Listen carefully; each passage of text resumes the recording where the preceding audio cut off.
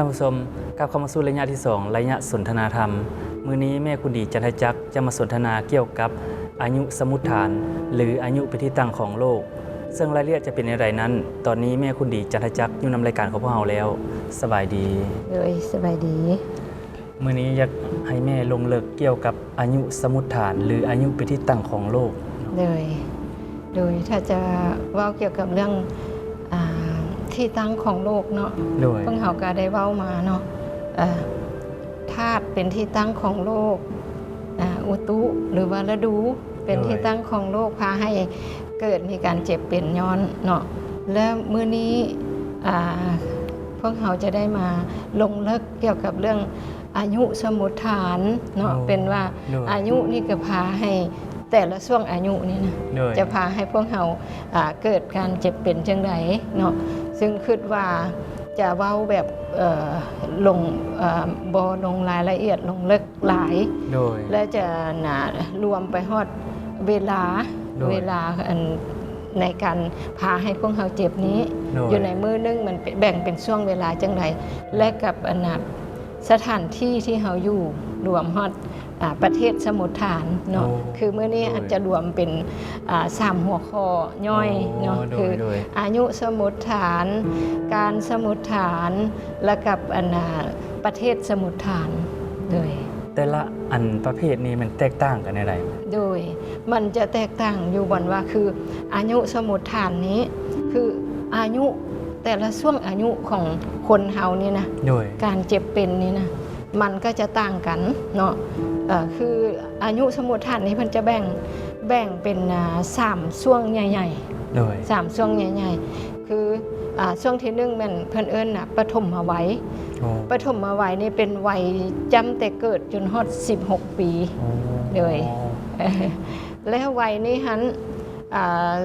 สมมุติฐานในเวลาที่พวกเขาเจ็บพวกเขาเป็นนะส่วนใหญ่ก็จะเป็นเกิดจากธาตุอาโปธาตุน้ำอยู่ในช่วงเป็น ช่วงวัยนุ่มจำแต่น้อยแล้วก็เป็นช่วงที่ปัญหาสุขภาพต่างๆมักเกิดจากธาตุน้ำเนาะเป็นมีธาตุมีธาตุน้ำแล้วก็มันเกิดมาเฮ็ดให้มีปัญหาเกี่ยวกับเรื่องเลือดเนาะโลหิตแล้วกับพวกขี้กระเทออันนี้มันก็เห็นให้พวกเฮานี่เห็นได้เนาะแต่ว่าเพิ่นจะแบ่งออกเป็นสองช่วงอยู่ในระยะนี้คือระยะจำแต่เริ่มเกิดจนฮอดอายุ8ปีโดยแต่เริ่มเกิดจนฮอดอายุ8ปีนี่พวกเฮาจะเห็นดอกเด็กน้อยนะเขาเจ้าจะมักเป็นหวัดเนาะช่วงนี้เพิ่นเอิ้นว่ามีขี้กระเทอมีเสมหะเป็นเจ้าเหือนถ้าว่าเวลาที่เขาเจ้ามีอายุระหว่างนี้นี่นะจะเห็นให้ข้าเจ้านี่มักเป็นหวัดเลยแล้วก็เป็นเกี่ยวกับเรื่องพวกเลือดเนาะและหลังจากนั้นเพิ่นก็จะแบ่งออกเป็น8ปี56ปีเนาะช่วงนี้ก็จะเป็นพวกเลือดโลหิตเป็นเจ้าเหือนถือว่าเป็นปัญหาต่างๆนี่มันจะเกิดเกี่ยวกับเรื่องเลือดเนาะอันนี้เพิ่นเอิ้นว่าโลหิตเป็นเจ้าเหือนปนกับพวกเสมหะเนาะอันนี้แหละช่วงปฐมวัยช่วงอายุยังน้อยยังเป็นจำแต่เกิดจนฮอดวัยรุ่นแล้ว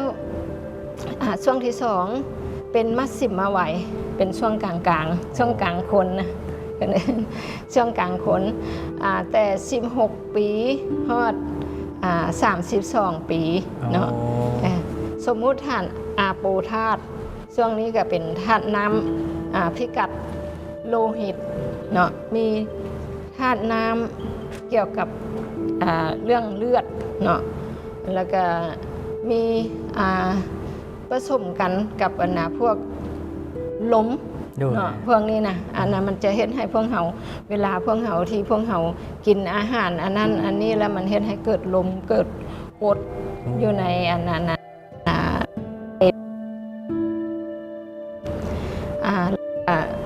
วกอันนั้นอายุช่วงปัดซิมเอาไว้เพิ่นเอิ้นนะช่วงนี้อายุแต่จะปีหาจะปีแต่32ปีขึ้นไปจนฮอด64ปีเพิ่นก็นับว่าอยู่ในเป็นช่วงที่ว่ามีสมมุติฐานเป็นพวกลมเนาะพวกลมพวกน้ำอันนี้มักมีปัญหาแล้วผู้อันคันที่ว่าอายุคันที่ว่าแล้วช่วงนี้ก็แม่นช่วงที่พวกเฮาเฮ็ดเวียกหนักลืมบางครั้งก็ลืมเบิ่งสุขภาพตัวเองแหละโอ้โหโดยเนาะช่วงนี้ช่วงกำลังที่ว่าหาวหันแบบว่าแม่นก็เห็นให้พวกเฮานี่เฮ็ดเวียกลืมเบิ่งตัวเองเนาะจนฮอดอายุ64ปีก็ถือว่าเป็นช่วงที่ว่าเพิ่นเอิ้นว่าปัดซิมเอาไว้ละเป็นช่วงถือว่าเป็นอาวุโสละ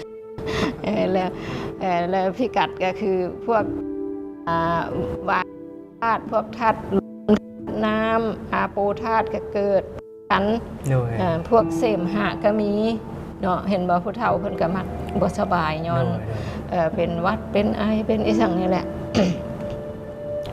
แล้วอันนี้นี่เพิ่นเอิ้นว่าอายุสมุทฐานอายุนี่แหละแบ่งให้พวกเขาเห็นว่าอยู่ในช่วงใดพวกเขาควรระวังธาตุใดที่มันจะมาแพ้สุขภาพเรานี่แหละแต่ละอัน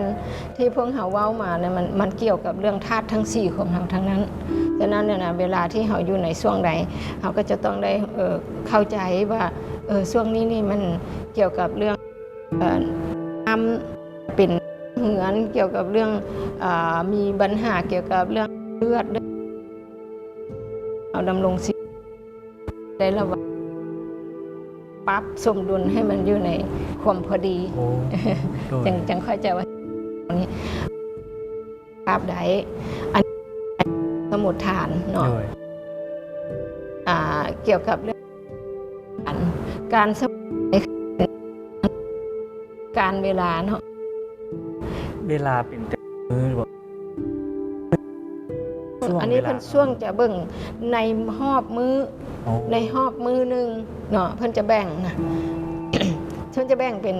4ช่วงเนาะ4ช่วงทางกลางเว้นกับกลางคืนนะแบ่งคล้ายๆกันเนาะคือสมมุติว่า6 โมงเช้าหา9 โมงนี่6 โมงหา9 โมงอันนี้ถ้าว่าเป็นกลางคืนก็6 โมงถึง9 โมงกลางคืนแบบว่าให้มันซ้อนกันแบบนี้เนาะและอยู่ในช่วงนี้จะเป็นช่วงที่น้ำอาโปธาตุได้ระวังเนาะคือมื้อเช้าตื่นเช้ามานี่เราจะรู้สึกว่าอากาศมันยังเย็นอยู่เราจะต้องได้ระมัดระวังเกี่ยวกับเรื่องพวกธาตุน้ำพวกเราจะมักมีขี้กระเทอมีเสมหะมื้อเช้าเนาะนี่อยู่ในช่วงจังซี่แล้วหลังจากนั้น9 โมง52 โมงเนาะก็เกี่ยวกับเรื่องอาโปธาตุคือเก่าเป็นน้ำแต่ว่าอันนี้เกี่ยวกับเรื่องเลือดเห็นบ่เพราะว่าสวยขึ้นไปละเราจะเห็นมีปัญหาเกี่ยวกับเรื่องเลือดหมุนเวียนคันที่ว่าเวลาที่พวกเฮาสวยขึ้นเท่าใดมันจะเฮ็ดให้มันฮ้อนขึ้นการหมุนเวียนของเลือดมันก็จะต้องกระตุ้นหลายขึ้นคือสมมุติว่าพวกที่เป็นความดันโลหิตเนาะสวยมาเท่าใดเขาเจ้าก็จะอยู่ยากจังซี่นะนี่แหละมันคือช่วงนึงของมือนะมันเพิ่นจะแบ่งเป็นจังซี่9:52คันแม่นมื้อสวย9:52ตอนเที่ยงแต่คันกลางคืนก็9:52เที่ยงคืนนะมันจะซ้อนกันอยู่จังซี่เป็นอาโปธาตุแล้วก็เกี่ยวกับเลือดนั่นน่ะเนาะแล้วหลังจากนั้น12 โมง53 โมงอันนี้อาโปธาตุแต่ไปเกี่ยวกับเรื่องน้ำบีน้ำบีคือเวลาที่พวกเราเบิ่งสมมุติว่าตอนเที่ยงหลังเที่ยงไปจนฮอด3 โมงนะช่วงนี้นะมันจะฮ้อนมันจะเฮ็ดให้พวกเรานี่อยู่ยากเนาะแล้วถ้าว่ากลางคืนก็อยู่ในช่วงนั่นแหละช่วงที่ว่าจาก12 โมงไปจนฮอด3 โมง อันนี้เป็นช่วงที่พวกเขาควรได้รับการพักผ่อนได้รับการนอนหลับอย่างสนิทอันนี้เพื่อเฮ็ดให้ร่างกายของเขานี่ได้ฟื้นฟูเนาะได้ซ่อมแซมตัวเองเนาะหลังจากนั้นช่วงที่4ก็จะหลังจาก3โมงไปจนฮอด6โมงเช้าคันสมมุติเป็นกลางคืนแล้วถ้าว่าเป็นมื้อสวยก็3โมงแรงจนฮอด6โมงแรงช่วงนี้ก็จะเป็นช่วงของลมละได้ระมัดระวังเกี่ยวกับเรื่องลมเรื่องอากาศเปลี่ยนแปลงเรื่องนี้สั่งมันจะพาให้เฮานี่ได้รับผลกระทบจากลมเนาะอันนี้เพิ่นเอิ้นว่าการสมุทฐาน เป็น เวลาเป็นที่ตั้งของโลกนั่นเวลาที่พวกเฮาเบิ่งในหอบมือหนึ่งแต่ละระยะมันก็จะมีการส่งผลแต่ละธาตุให้เฮาต่างกันแบบนี้แหละฉะนั้นแต่ละระยะก็แบบว่าส่งผลให้เฮาเป็นระยะไปนี่แหละเวลาที่พวกเฮามาศึกษานี่แล้วพวกเฮาจะเห็นร่างกายของพวกเฮานี่มันอ่อนไหวนะแบบมันเบาบางหลายมันเฮาต้องได้ประคับประคองต้องได้เอาใจใส่แม้แต่ช่วงนึงของมือมันก็ยังต่างกันแบบนี้แหละอะไรลูกก็หาก็ได้เข้าใจได้เกี่ยวกับอายุเฮาแบบว่าแต่ละช่วงแล้วก็แต่ละระยะแม่นอันนี้นี่มันเฮ็ดให้พวกเฮานี่ถือความสำคัญต้องได้ถือความสำคัญหลายที่สุดฉะนั้นคือพระพุทธเจ้าเพิ่นเทียบให้พวกเฮาเห็นนี่นะว่าธาตุทั้ง4ของพวกเฮาอยู่ในร่างกายเฮานี่นะมันคล้ายๆคือกันกับงูพิษที่มีพิษร้ายกาจที่มีพิษร้ายแรงถ้าว่าเฮาอยู่กับงูพิษนี่เฮาจะต้องได้เฮ็ดจังได๋เฮาจะต้องได้ระมัดระวังเอาใจมันแม่นบ่แต่ต้องได้เอาใจมันบ่ให้มันมีความร้ายขึ้นมาถ้ามันมีความร้ายขึ้นมาแม้แต่ตัวเดียวมันก็เฮ็ดให้เฮานี่สามารถตายได้หรือว่าเป็นทุกข์ปานตายได้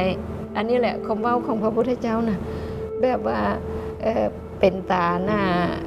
อัศจรรย์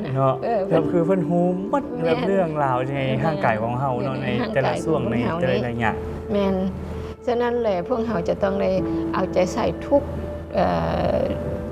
ขั้นตอนทุกอย่างแม้แต่เรื่องนี้แหละอายุเฮามาฮอดตอนนี้เฮาอายุเท่าใดเฮาอยู่ช่วงใดแล้วเฮาจะได้ระวังหยังนี่เห็นบ่แล้วแต่ละมื้อ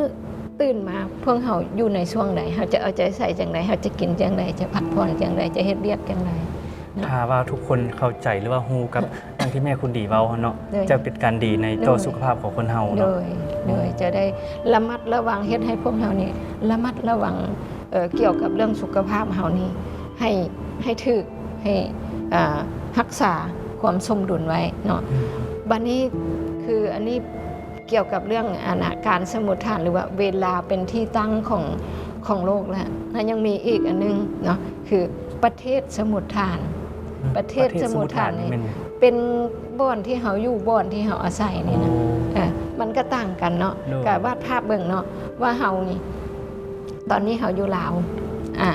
อากาศยามนี้ก็จะร้อนแบบนี้แหละแล้วบางคนตอนนี้อยู่แถวยุโรปเนาะอากาศเขาเจ้าจะต่างของเฮาแล้วคืออยู่พวกขั้วโลกเหนือขั้วโลกใต้จังซี่นะมันนี่เพิ่นเอิ้นว่าตัวนี้นี่นะที่อยู่อาศัยนี่มีผลต่อกับการรักษาสุขภาพของเฮาอย่าง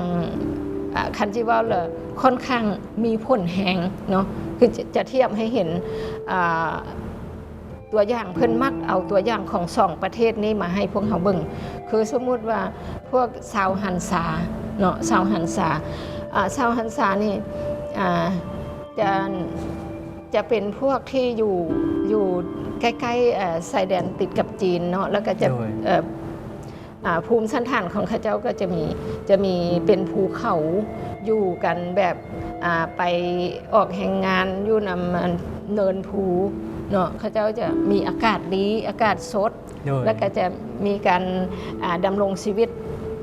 ค่อนข้างดีอยู่กับธรรมชาติและจะเห็นให้พวกนี้นี่มีอายุยืนเนาะมีอายุยืนอายุเฉลี่ยของข้าเจ้านี่120 ปีแล้ววันนี้ไปเทียบใส่พวกอีสังชาวเอสกิโมอยู่ขั้วโลกอยู่ขั้วโลกหันที่มันจะมีแต่น้ำก้อนเนาะมันมีแต่น้ำก้อนมีแต่ความหนาวฉะนั้นเวลาที่เขาเจ้าดำรงชีวิตนะเขาเจ้าจะบ่ค่อยได้กินผักบ่ค่อยได้อยู่กับธรรมชาติบ่ค่อยได้สูบอากาศสดแบบนี้ฉะนั้นแหละมันจะเฮ็ดให้เขาเจ้านะอายุสั้นนี่เห็นบ่มีผลกระทบต่อกับการรักษาสุขภาพของเขาด้วยเวลาที่พวกเขากินอาหารคือกันถ้าว่าเขาเจ้าอยู่ในสภาพแวดล้อมแบบนั้นนะจิปลูกผักก็บ่ได้เขาจะต้องได้กินได้ล่าสัตว์กินอย่างซี่อันนี้มันก็จะเห็นให้ส่งผลให้เวลาที่เขาเจ้าอายุสุขภาพของเขาเจ้าเห็นให้อายุสั้นนี่เห็นบ่เวลากินเวลาอีสังเขาเอิ้นนะกิจกรรมต่างๆนะเวลาที่เขาเจ้ากิจกรรมไปล่าเนื้อเขาเจ้าจะต้องตื่นเต้นเขาจะต้องย่านสัตว์มันทำลายคืนจังสิอันนี้มันเฮ็ดให้เกิดความเครียดแต่กลุ่มกันข้ามพวกสาวหันษาอยู่นำเนินภูไปปลูกผักเขาเจ้าก็จะร้องเพลงม่วนซื่นเบิกบานบ่ได้มีหยังกังวลอันนั้นแหละมันเฮ็ดให้ชีวิตมันมีความแตกต่างฉะนั้นโตประเทศสมุทรฐานนี่ถือว่าเป็นบ่อนที่เฮ็ดให้คนเฮานี่มีความแตกต่างวัฒนธรรมของแต่ละประเทศก็บ่คือกันวัฒนธรรมนี้ส่งผลให้พวกเฮานี่บางครั้งนี่วัฒนธรรมพวกนี้มักกินเหล้าได้อันนี้ก็ส่งผลนี่ฉะนั้นแหละผลกระทบเกี่ยวกับเรื่องประเทศสมุทรฐานนี่ก็เฮ็ดให้มีปัญหาเกี่ยวกับโรคที่มันเกิดขึ้นโรคภัยไข้เจ็บโดยท่านผู้ชมนาไปเฮ็ดให้เฮาร่างกายของเฮาคือดังว่าแต่เมื่อเกิดจนฮอดอายุ16 ปีและ16 ปีจนฮอด32 ปี32 ปี64 ปีแต่ละระยะนี้จะมีการเปลี่ยนแปลงแตกต่างกันถ้าทุกคนเข้าใจและรู้ปฏิบัติตามอันที่ว่าเราได้สนทนากันไปนี้ร่างกายเราจะสมบูรณ์และแข็งแรงมหนี้ต้องขอบใจแม่คุณดีหลายๆท่านผู้ชมมหนี้พักรับชมสิ่งที่น่าสนใจจากทางรายการกันก่อนแล้วกลับเข้ามาสู่ระยะที่ 3